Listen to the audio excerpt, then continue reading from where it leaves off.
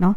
Magkaroon ng pagbabago sa direksyon ng buhay mo, and then yung next na path na dadaanan mo, nandun na guys yung success, yung blessings, yung kasiyahan. Ayan, no? Masayang masaya kayo mga kapiksi. Yan yung kapalit nun, yung mga blessings in disguise na sinasabi natin after nyong malampasan itong mga problema nyo. Okay? So, ang nag-aantay sa ay tagumpay, kasiyahan, kaligayahan mga kapiksi. Okay?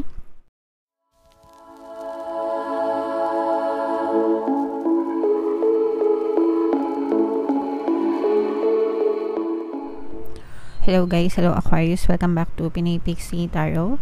Ang pamagat ng ating episode for tonight is Full Moon Kapalaran para ngayong October to November para sa Aquarius, Sun, Moon, Rising, Sign, and Venus. Shuffle ko yung cards guys, hanapin ko yung energy ng Moon at saka yung energy ng Aquarius.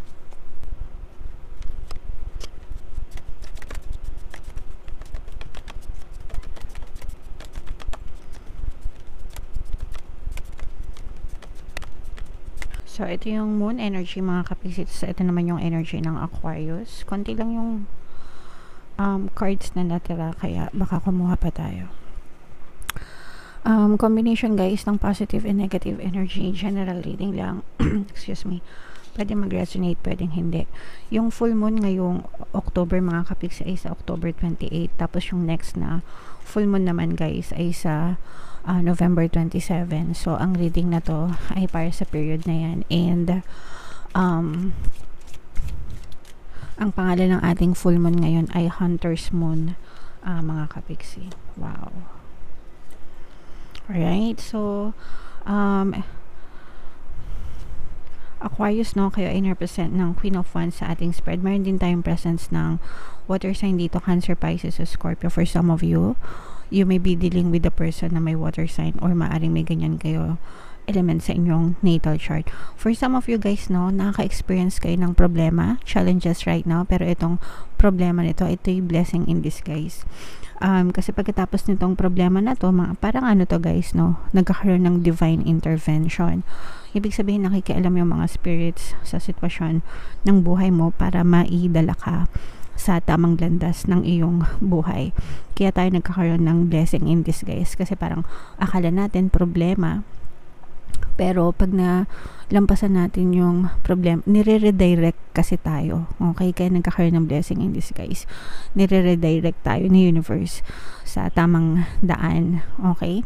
Kaya let's say for example, dito ka dumadaan sa path na to, so mapapansin mo baka maraming humps, baka sira-sira yung daan, o kaya dead end, ganyan. So, ang gagawin, wala kang choice kundi maghanap ng ibang daan, liliko ka, ganyan, di ba? Tapos, you will choose another path. So, itong path na to, yun yung daan para sa'yo. Yun yung, nandun yung mga blessings, nandun yung mga pagpapala, kasi hindi mo siya makikita, hindi mo siya madidiscover hanggang nandito ka sa path na yun. Nagets nyo ba? Ganun yung ibig sabihin ng blessing in disguise. So right now, maaring may experience nyo yan or na-experience nyo yan na parang feeling nyo ang dami-daming problema na nakikita nyo sa mga sitwasyon nyo right now, pero nire-reroute kayo ni universe. Those problems or those challenges has to happen para ma-redirect ka, no? Magkaroon ng pagbabago sa direksyon ng buhay mo, and then yung next na path na dadaanan mo, nandun na guys yung success, yung blessings, yung kasiyahan. Ayan, no? Masayang masaya kayo mga kapiksi. Yan yung kapalit nun, yung mga blessings in disguise na sinasabi natin after nyong malampasan itong mga problema nyo. Okay? So, ang nag-aantay sa ay tagumpay, kasiyahan, kaligayahan mga kapiksi. Okay? At saka hindi, ayan, kasi 'di ba lumalabas ang rainbow after the rain, 'di ba? So lumalabas 'yan kapag natatapos or nalalampasan niyo yung mga problema mga kapiksi. So in your case, nakikita natin na malalampasan niyo na 'tong mga problema na 'to kasi medyo matagal kayong na-stuck diyan, no? Matagal kayong na-stuck diyan sa mga problema na 'yan, and talaga naghahanap kayo ng mga solusyon. So finally, guys, solutions are coming to you. Huwag kayong mag-alala. And hindi kayo papabayaan ni universe, and you will have a reason to celebrate kasi nga magiging masaya na kayo kasi nga malalampasan nyo na yung mga problema. Okay? So imagine nyo na yan guys, Feeling ko yung iba, if wala pa kayong negosyo, parang feeling ko magne-negosyo kayo, tapos meron kayong makikilala or meron kayong magiging business partner na parang magiging katuwang nyo sa inyong bagong negosyo, tapos parang yun yung magsisimula ng iyong recovery or pagbangon unti-unti, mga kapigsi. Water sign element, guys, Cancer, Pisces, Scorpio. Alright? So, imagine nyo na to, guys. Success, kasiyahan, kaligayahan, mga kapigsi. Ayan, no, nadidiscover nyo na. Sabi ko sa inyo, guys, yung mga solusyon dumadating, no? Dumadating ang mga solusyon sa problema mo. Unti-unting nagliliwanag yung landas mo because you are being directed to the new direction. Okay? So, and yeah, so makakatanggap kayo ng mga good karma, mga kapiksi. Ito yung mga good karma, mga blessings, mga pagpapala for some of you. Ayan, guys, talagang, sorry. Puro napapaayan ako. Ayan, oh, ayan, oh. Success talaga yung inyong success and progress. Ito, guys, no, talagang malakas yung energy ng success, progress sa inyong pamumuhay ngayong full moon season. Aquarius, sa imay nyo na to, mind success, mind progress. For some of you, maaari kayo magkaroon ng mga bagong kontrata. Itong kontrata na to, guys, sabi ko nga sa inyo, parang feeling ko this is more on business, no? Pwede rin sa trabaho kung kayo ay actively seeking for employment, pero yung iba, parang feeling ko this is more on business permits, business clients, mga selyadong kontrata, ganyan, closing deals, ganyan. So, maaaring nagko-close kayo ng mga deals with big clients, mga kapiksi. Alright? So, imagine nyo na yan, guys, para talaga ang ma-experience nyo. And aside from this, guys, good karma, okay? Kaya mabuti talaga na palagi kayong focus sa mga good intentions nyo para good karma din talaga yung bumalik sa inyo, mga kapiksi. Alright? Okay, so comment down below, Aquarius, if nakaresonate kayo dyan sa mga messages na yan. Tingnan natin, additional message for you guys gamit itong deck na to. Habang sinashuffle ko to, panoorin nyo muna tong video natin regarding sa ating paano mag-manifest ng abundance video course. Kapiksi, sawa ka na ba sa mga struggles at hirap sa buhay mo? Masipag ka ba at masikap sa buhay ngunit hindi ka pa rin umaasenso? Ilang beses ka na bang nag-attempt magnegosyo at mag-invest pero palagi ka pa rin nalulugi? Sa pagkakataon na ito ay maaaring may subconscious beliefs ka na nagiging balakid sa iyong pag-unlad at pagyaman. Introducing, paano mag-manifest ng abundance video course. Dito ay matututunan mong ma-overcome ang mga balakid mo para tuluyan ka ng umunlad, umasenso, sumagana, maging matagumpay, successful at maswerte sa iyong kabuhayan, pera, trabaho, negosyo, salapi at kaperahan ng bonggang-bongga. Dali, mag-send na ng email sa pinoypixitaro@gmail.com at simulan na ang iyong pagyaman ngayon.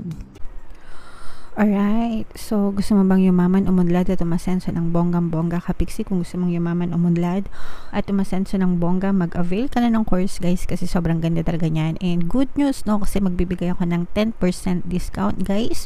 Ongoing sale until October 31, guys. So, samantalahin nyo habang mainit-init pa.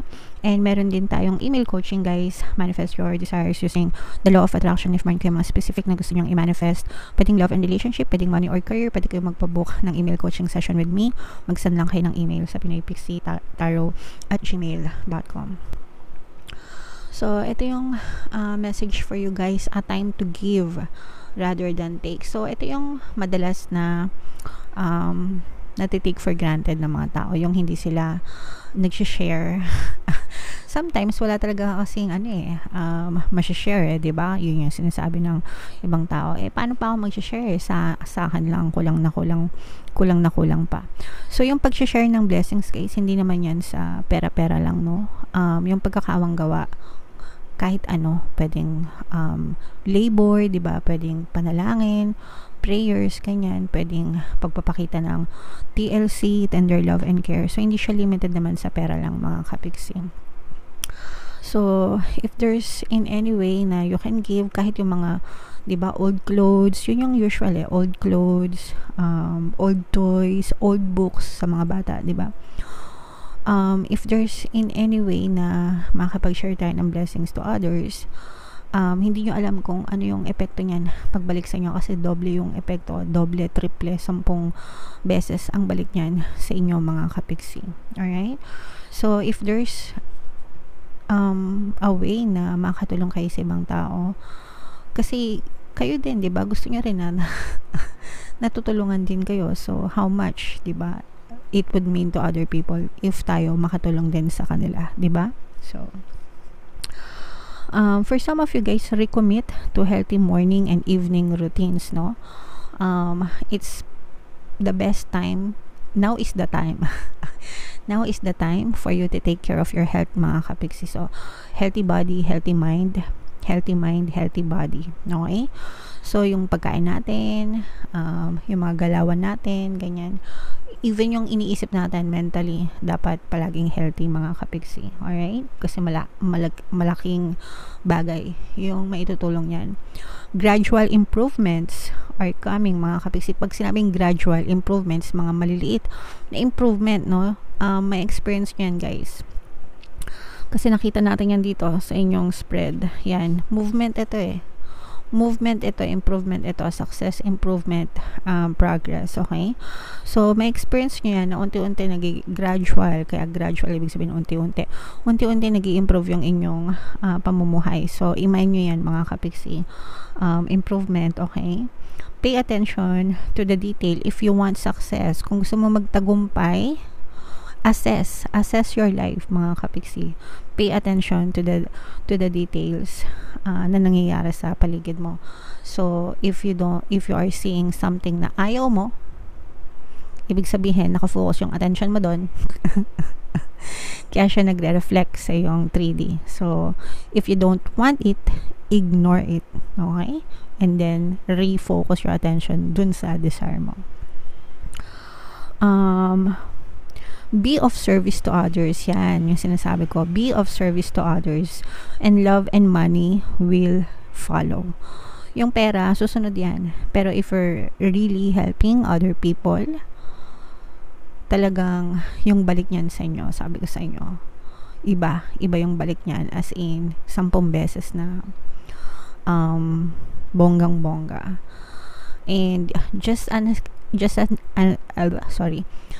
as an example, mga kapiksi, no, yung mga subliminal music natin dito sa ating channel, ang aim talaga niyan is makatulong sa inyo, pampaswerte, sa kabuhayan, pera, trabaho, negosyo, salapi, tsaka relasyon. Libre lahat yan dito sa YouTube channel ko, di ba? So, libre yan lahat sa inyo. And kung binabasa nyo yung mga comments, talagang marami tayong natutulungan. Okay?